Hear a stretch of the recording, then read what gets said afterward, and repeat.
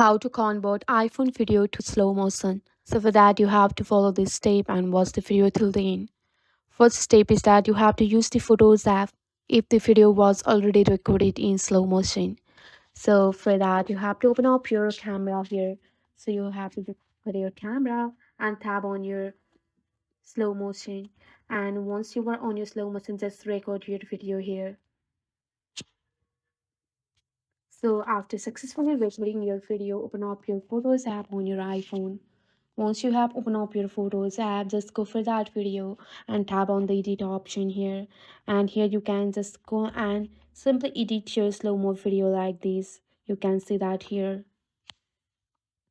After that, you can also go for your TikTok app to convert your iPhone video to slow motion.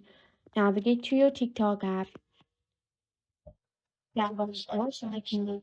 And once you are on your plus icon, just go for your gallery here and upload one of the videos from your gallery and tap on the next option.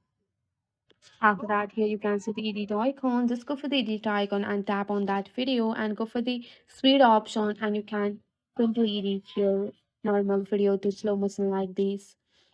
I hope this video will be helpful for you. Thanks for watching.